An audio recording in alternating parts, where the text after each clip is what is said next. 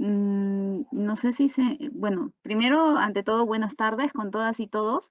Me da bastante gusto de que hoy día también nos podamos conectar y para poder complementar la primera parte que se trabajó el día de ayer. Y nada, con mucha expectativa de poder, sobre todo, también dar un espacio y poder responder las dudas, preguntas que justamente ayer quedaron pues muchas por resolver, ¿no? Entonces hoy día espero poder dar un espacio y poder conversar, poder también eh, poder absorber dudas, ¿no? Y compartir sobre todo información, y siempre estos espacios para mí también son espacios de aprendizaje. Claro que definitivamente que sí, Obstetra Katy. Vamos ya a validar el audio, su audio se escucha perfectamente. Asimismo, ya Rodrigo nos está validando, que es de la parte técnica, ¿no? Entonces, vamos a dar por iniciado la sesión del día de hoy. Rodrigo, ¿me avisas, por favor? Muchas gracias. Bien, señores, tengan ustedes muy buenas noches. El día de hoy tenemos el evento, el seminario, nuestra segunda sesión, problemáticas en la salud sexual y reproductiva con adolescentes. Este evento está siendo desarrollado por la obstetra Katy Isabel de Los Ángeles, ¿no? Obstetra Katy, para nosotros es un gusto, un honor, un privilegio tenerlo en plataforma en esta segunda sesión de clase. Entonces, dicho ello, vamos a dar por iniciado la sesión del día de hoy. Ujú, gracias. Muy bien, entonces vamos a continuar y en esta parte quería un poquito que revisemos juntos algunos aspectos relacionados a las problemáticas, ¿no? Sobre todo analizar un poco algunas cifras que se han venido dando en los últimos años y que nos dan cuenta de cómo la necesidad de poder abordar la salud sexual, la salud reproductiva de los y las adolescentes. Y el día de hoy, esto me da pie para que luego podamos ver la norma técnica y poder también relacionar las estrategias de prevención que justamente la norma técnica propone y que podemos darle un sentido muy interesante de acuerdo al nivel de atención y al nivel de complejidad de los establecimientos de salud, ¿no? Entonces, hablar del embarazo adolescente, que es una de las problemáticas en salud sexual reproductiva de los y las adolescentes, yo te decía el día de ayer, que es una de las problemáticas más visibles, es una de las problemáticas que nos lleva incluso a tener un trabajo multisectorial. Y sobre todo, lo interesante es que visibiliza el grupo etario, ¿no? Porque hablamos del embarazo no planificado, pero específicamente el embarazo adolescente, por lo que va a tener como consecuencia, ¿no? Siendo una etapa, no es que la etapa de adolescencia sea el riesgo, ojo, sino que las características propias que tiene esta etapa amerita que tengan los y las adolescentes herramientas para poder responder. Pero si no las tiene, sí entramos en situaciones de riesgo. Por eso es que la atención integral la deberían de llevar tanto los adolescentes que no tienen riesgo y con mayor razón aún aquellos adolescentes que entran en esa etapa, ya como yo siempre les digo, como una mochilita donde están llevando pues todas sus situaciones de riesgo, ¿no? Que no han sido trabajadas en etapas anteriores. Entonces, hablar del embarazo adolescente es hablar también de las relaciones sexuales. Claro está que no necesariamente el embarazo adolescente también tiene un porcentaje de embarazos que son no intencionales producto de violencia sexual. Y hay un buen grupo que está relacionado a justamente ya el consentimiento, pero también a la falta de acceso, de información, de orientación y de formas de protección. Ya Endes nos venía diciendo desde el año 2017 cómo este embarazo adolescente pues iba teniendo cifras de 13.4, 2017, 14.1, nuevamente bajábamos a 13.7, ¿no? Y realmente nosotros somos uno de los países que tiene los más bajos niveles de uso de anticonceptivos modernos en lo que respecta a planificación familiar. Y si a esto le sumamos, si es que quienes usan métodos modernos son adolescentes, la cifra es bastante baja, ¿no? ¿Qué nos dicen las ODS, ¿no? Que el país está comprometido en el 2030 a cumplir? Nos dice que el Estado debe de garantizar el derecho a decidir libre e informadamente cuándo y cuántos hijos tener. Entonces, de esa manera, debemos nosotros de saber que es un derecho el tema de la orientación, la información a los adolescentes sobre temas de educación sexual integral y también el acceso a formas de protección y a formas de protección de forma segura, entendiendo de que existen estos criterios médicos de elegibilidad que justamente nos dicen de que los adolescentes pueden usar cualquiera de los anticonceptivos modernos. No hay una restricción en cuanto al uso de anticonceptivos modernos, a no ser que sean los quirúrgicos, pero después todos los anticonceptivos modernos pueden utilizarlos y las adolescentes. Es más, las nuevas evidencias refieren de que los y las adolescentes deberíamos de promover los métodos de larga duración, ya que estos están más relacionados a tener menos efectos secundarios, a permitir la continuidad en los métodos que están relacionados a su proyecto de vida, ¿no? Si un adolescente de 15 años se pone un implante, a los 18 años ya saliendo justamente de la adolescencia, pues ya terminó el colegio, entonces tenemos 3 años ahí de protección. O si le colocamos un dispositivo intrauterino, estamos hablando, si es la T de cobre, 10 años, 25 años, 26 años, y ya el adolescente pues ya terminó justamente el colegio, ya está en la universidad y ya no es una etapa de riesgo, ¿no? Entonces, hablar del embarazo adolescente es también, y en un momento voy a mostrar algunas cifras muy interesantes porque desde el año pasado la sistematización de evidencias nos dice que hablar del embarazo adolescente en cuanto a estrategias de prevención se ha sistematizado experiencias a nivel mundial, y lo que está funcionando es la educación sexual integral, lo que está funcionando viene a ser el uso de anticonceptivos modernos, está funcionando trabajar el tema de masculinidad, es decir, el tema de varones, incorporar en los servicios de salud sexual, salud reproductiva, pero no a los varones como la pareja del adolescente, sino a los varones como un usuario con necesidades también específicas y con educación sexual que amerita trabajar la deconstrucción de ciertas masculinidades que generan también barreras que muchas veces pues, no se protegen o no se protegen de una manera adecuada, y también en temas de paternidad, ¿no? Las evidencias nos dicen también que debemos de trabajar el tema de grupo de pares adolescentes. La participación juvenil es muy importante, que los y las adolescentes participen en decisiones que conciernan a su salud sexual y a su salud sexual reproductiva, ¿no?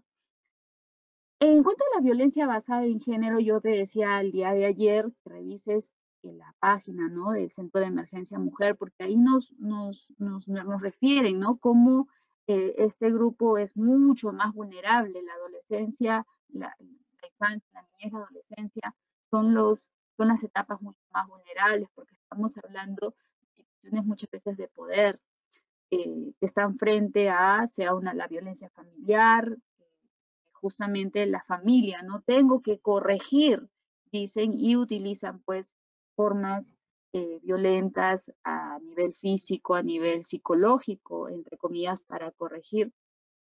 También tenemos desde la violencia sexual, como te decía, justamente uno de los grupos mucho más vulnerables en esas etapas. Y parte de los factores también viene a ser el tema de la no educación sexual integral. Te decía, desde el desarrollo sexual de la persona, cómo es necesario que nosotros podamos trabajar desde la infancia para el reconocimiento de las mismas personas, de su cuerpo, de los límites de su cuerpo, a saber decir no. Pero si no permitimos ese proceso eh, de autoconocimiento, pues cómo la persona puede identificar que hay una situación extraña, mala, que no está bajo mi consentimiento, ¿no? Entonces, es por eso que la violencia sexual se vuelve en una situación de riesgo, más en contextos como el de nosotros, un contexto bastante machista, ¿no?, donde no hay un tema de educación sexual y muchas veces de poder de lo masculino hacia lo femenino. Pero también la violencia basada en género con respecto al tema de la pareja, ¿no? Justamente cuando hablamos de la violencia, violencia de pareja, te decía que la adolescencia justamente se establecen los primeros vínculos y es ahí donde nosotros debemos trabajar desde la identificación de los ciclos de violencia, pero también desde su prevención, ¿no? Entonces, más o menos íbamos teniendo cifras como, por ejemplo, adolescentes víctimas de violencia psicológica, física, y estos justamente en relación, miren, a la familia, ¿no? Quienes han ejercido ese tipo de violencia psicológica, física, porque también la familia lo refiere, ¿no? Es porque a mí me trataron así. Entonces nosotros tenemos que deconstruir justamente este tipo de relación y de educación, entre comillas, que tienen pues los padres hacia sus hijos, ¿no? Y trabajar y promover las rutas justamente de ayuda para los adolescentes, porque se sienten muy atrapados, porque obviamente están bajo el poder de su familia y a quién pedir ayuda, ¿no? Las infecciones de transmisión sexual también, cuando me pasa y trabajo con adolescentes este tema, eh, mm, muchos tienen el temor del VIH, ¿no? Del SIDA, que es la infección de transmisión sexual que más conocen, que más han escuchado. Y lo que han escuchado también es que no se cura, pero muchos dicen que se van a morir si les da el SIDA, ¿no? Tal es así que prefieren muchas veces no saber o no tomarse las pruebas diagnósticas. También no saben que existen las pruebas rápidas, porque cuando yo les ofrezco las pruebas rápidas, eh, todos me dicen que sí, claro, con temor, con miedo, y en la consejería trabajo para que se puedan sentir seguros, pero desconocen que puedan ahí en ese momento saber un resultado que, que, que sea tan pronto, ¿no? Pero lo que también he visto es que justamente eso, que solamente ven al VIH como una infección de transmisión sexual y dejan de lado otras que son muy frecuentes, ¿no? Que se ven justamente en un porcentaje bastante alto de adolescentes, como viene a ser la sífilis, como viene a ser la clamidia, como viene a ser el VIH. Esto en relación también a las características propias de ser adolescentes y cuanto más temprano inicien una actividad sexual, porque al iniciar tempranamente una actividad sexual y los tejidos justamente también de la zona genital, especialmente de las mucosas, son mucho más lábiles a los microtraumatismos que pueden haber, ¿no? Y pequeñas laceraciones incluso la zona de transición en el cervix pone un poquito, al ser más expuesta justamente la parte de esta zona de transición, pone más expuesto a poder adquirir justamente el virus del papiloma humano, al ingreso justamente del virus del VIH, ¿no? Entonces, las propias características, ¿no? De justamente esta etapa y en un contexto de una conducta sexual temprana y sin protección, sin información. Recuerden que incluso los y las adolescentes dentro de las vías de transmisión, en la vía sexual, dentro de las vías, los tipos dentro de las vías de transmisión, desconocen justamente o piensan de que solamente hay que protegerse en la zona vaginal y dejan de lado la protección en la zona anal y mucho más en la zona oral. No se protegen. He tenido adolescentes que han tenido condilomas, verrugas, llagas justamente en la zona anal y, y para ellos no han tenido relaciones sexuales porque ellos entienden que es justamente coito, una relación sexual y que básicamente es genital, ¿no? Y desconocen entonces esta conducta o esta exposición de riesgo y que lo medimos incluso en la consulta, lo que se llaman los grados PETIN, que en un momento les voy a explicar. Entonces, Es un contexto bien interesante el tema de las infecciones de transmisión sexual, porque por otro lado se encuentra con nosotros, los profesionales de la salud, que quizás no tenemos el tino para poder ir manejando estos temas. Pensamos que colocando figuras, imágenes así de los síntomas, pues estamos informando y estamos generando pues como que, hey, mira, ten cuidado. Lo que va a pasar es que con estas herramientas que, entre comillas, pensamos que son didácticas, finalmente sí los va a asombrar, pero cuando tengan una relación sexual y no se cuiden y no les salga nada, porque puede tener una ITS sin síntomas, pues como que no va a ser real lo que tú le has comentado, ¿no? Entonces, como ya le va a pasar una vez y no le pasó nada, y va a seguir pues con la conducta, ¿no? Entonces, no hay que trabajar al miedo con adolescentes, sino hay que trabajar a la sensibilización, a entender que ellos son, pues, dentro de sus características, que son invulnerables o se creen invulnerables, pero hay que trabajar justamente las competencias de conocimientos, actitudes y prácticas para que tengan herramientas de identificación y de protección, ¿no? Cuando hablamos de situaciones de discriminación, como es el bullying, que las cifras de justamente desde el año pasado estamos viendo y se han hecho bastante evidentes en nuestros medios de comunicación, que la salud mental de este grupo etario pues eh, se ha visto tocada porque justamente eh, los chicos han estado encerrados, se les ha generado una situación de abandono afectivo, parte de su etapa e incluso de su educación han sido una vía que es básicamente no movilizarse y generando incluso riesgos como es el tema en temas de alimentación, sobrepeso, faltas de ejercicio, temas de adicción, ¿no? Ingreso también a situaciones de riesgo virtual, como es el sexting, el ciberbullying, ¿no? Entonces, ha generado menos competencias y habilidades en los y las adolescentes. Luego de estos 2 años, ingresarlos nuevamente a la institución educativa y que ellos nuevamente vean herramientas de interrelación ha sido difícil.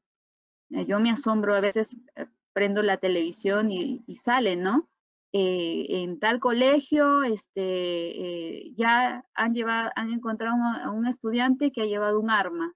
En esta aula le han pegado o están de repente por grupos y al finalizar están que se pelean. O sea, es impresionante que ya no haya un control justamente en las instituciones educativas con respecto a esto que ya se ha desbordado. Y una de las formas de violencia muy frecuentes es el bullying. Y si nosotros revisamos justamente cuáles vienen a ser las principales causas de bullying, ¿no? que generan, una de las causas de generar justamente ese bullying, o los tipos de bullying, mejor dicho, es el bullying por tema de género y orientación sexual. Es decir, porque parece o ha dicho que es de la diversidad sexual. Entonces, los discriminan, los golpean, los insultan. Y los adolescentes tampoco es que encuentren un apoyo respecto a su entorno, ¿no? Porque el entorno tampoco sabe cómo responder a lo que viene a ser temas de diversidad sexual.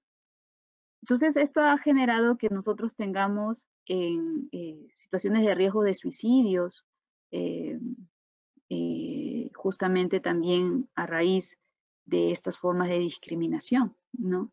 Entonces, hay encuestas muy interesantes que nos refieren justamente eh, la presencia de este tipo de discriminación y lo importante que hay que trabajar con las escuelas y también con las familias, ¿no? Frente a eso.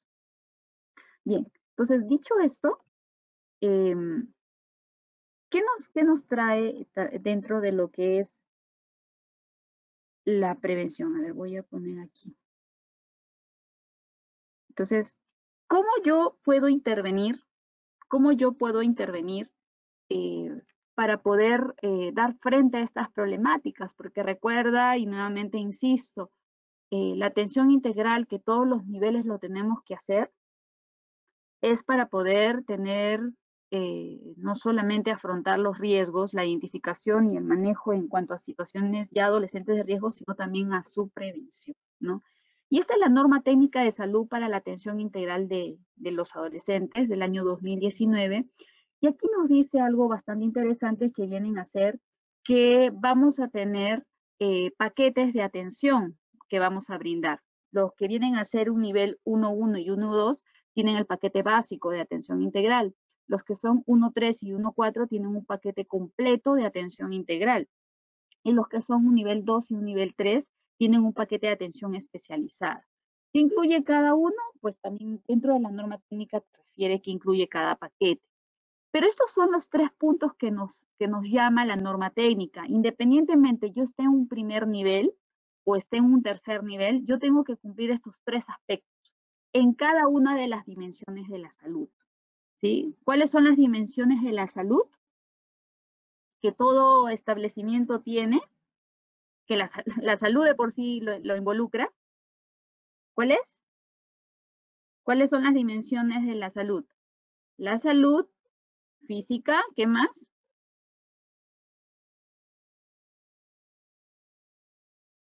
¿Qué hay aparte de la salud física? ¿Cuál es otra dimensión de la salud?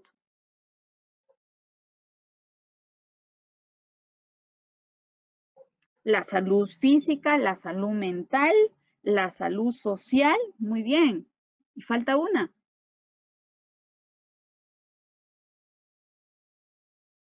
Falta una salud, una dimensión. La de nosotros. ¿Cómo se llama esa salud? La salud sexual y reproductiva. No lo olvidemos.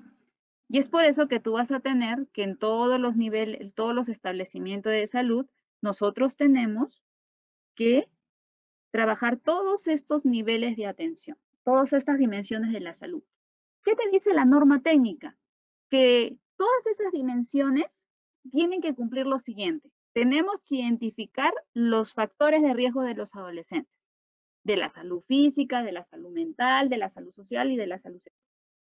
¿Qué más? Que debemos de fortalecer los factores protectores de los adolescentes. Una vez que tú identificas las conductas de riesgo, los factores de riesgo y los factores protectores, ahora recién ya puedes trabajar una actividad, una prestación de servicio que va a fortalecer el factor protector, que vienen a ser tus consejerías. Por eso es que hay consejería en salud sexual reproductiva, consejería nutricional, consejería en social, etc. ¿Ya?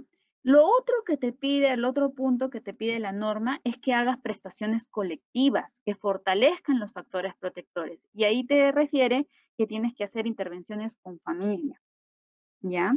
Sea de forma individual, ¿no? A los mismos padres, madres, cuidadores de adolescentes, tienes que incorporarlos a las consejerías, no con los adolescentes juntos, sino en otros espacios. O también talleres, programa para padres. ¿Qué también te dice? Tienes que intervenir en las escuelas también. Eso te dice la norma técnica. Por eso es que nosotros, uno de los, te decía, ¿no? Qué interesante es este proyecto de ley para incluir a las obstetras.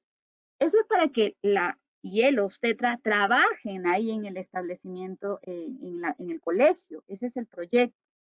Pero lo que aquí te dice la norma técnica es para que tú que estás en tu establecimiento, según tu nivel de atención, tú tienes instituciones educativas en tu jurisdicción. Entonces tú tienes que coordinar con la escuela para que vayas a brindar la atención integral.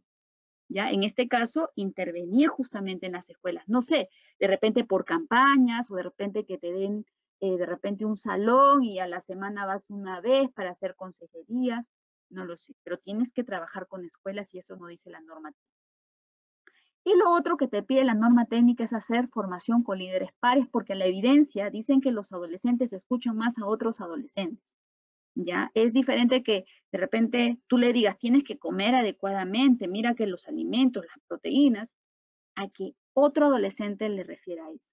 Por modelo, por un proceso de modelo, ellos van a seguir a otros adolescentes, ¿no? Eso se llama pares, pares multiplicador justamente de información. Se multiplica la información porque no solamente voy a dar acá, sino también voy a seguir, los adolescentes van así captando y también generando pues situaciones de cambio en su entorno.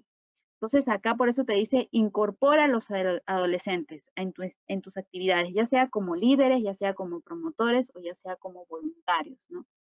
Entonces esos son los 3 puntos que te pide la norma técnica para que tú afrontes las problemáticas, pero también desde una mirada preventivo-promocional, ¿ya? Entonces te voy a comentar un poquito lo que realizamos en el área de salud sexual reproductiva del Instituto Nacional de Salud del Niño del Servicio de Medicina del Adolescente. El primer punto, ¿qué nos dice? Que debo de identificar los factores de riesgo de los adolescentes. Entonces, en salud sexual reproductiva, ¿qué tenemos? Tenemos la evaluación de Tanner, ¿recuerdas? Que es una ficha, ¿no? Diagramática, donde se le pregunta al adolescente en qué nivel de desarrollo se encuentra, ¿no? Pero ahí yo tengo eh, de repente un punto que sí sería bueno que lo tomemos en cuenta. No está mal que podamos utilizar esa ficha, pero muchas veces esa ficha puede caer en situaciones subjetivas, porque yo no lo estoy observando, no es objetivo, yo no lo estoy evaluando, pero puedo utilizar esa ficha, pero también incorporando datos que me permitan que esa información sea congruente con lo que está pasando en ese momento, ¿no? Por ejemplo, lo que tiene que ver con su menarca, con su telarca, con su pubarca del adolescente mujer, o en el caso del adolescente varón con su espermática o con sus primeras señales de pubertad.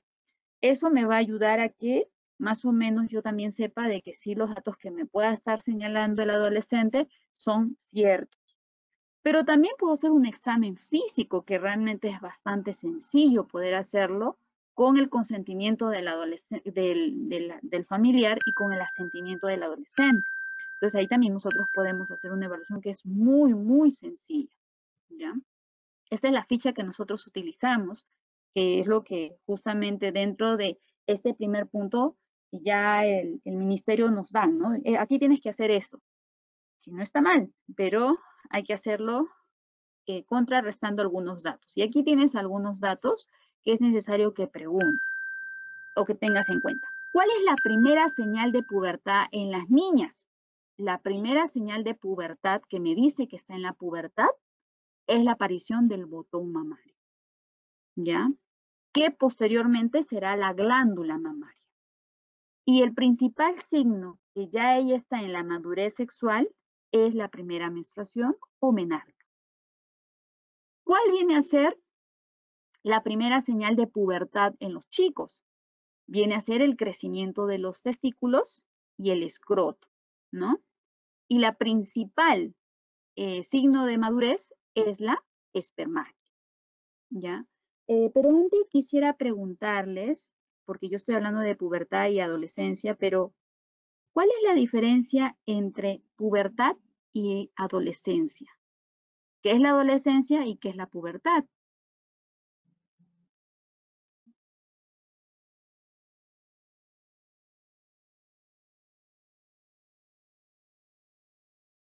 ¿Qué es la adolescencia? Empecemos por ahí.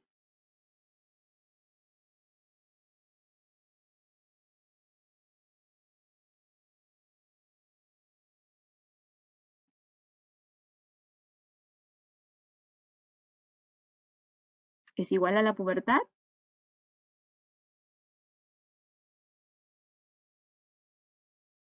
Yo tengo que saber diferenciar porque son dos términos que no son iguales. ¿Mm? ¿Qué nos dice la OMS de la adolescencia?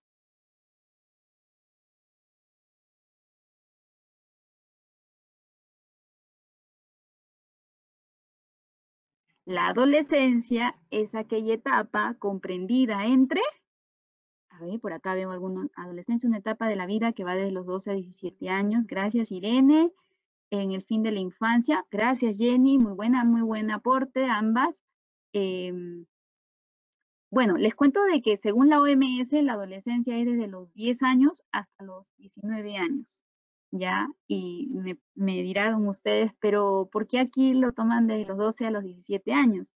Es que nosotros aquí en el Perú tenemos el código del niño, de la niña y del adolescente, en donde ser niño es hasta los 11 años, hasta los 11 años, hasta un día antes que cumpla pues 12 años, ¿no? Entonces, y es por eso que este código, como es transversal también a todos los sectores, aplica que el ser niño es hasta un día antes que cumpla 12.